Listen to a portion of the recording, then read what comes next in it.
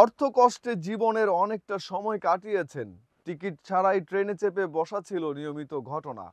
পরে সিনেমায় অভিনয়ের স্বপ্ন নিয়ে মুম্বাই এসেও শুরুতে সুযোগ হয়নি।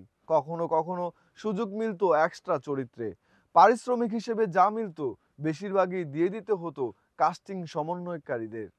অথচ তার এখন মুম্বাইয়ের বুকে রাজপ্রাসাদ সম বাড়ি।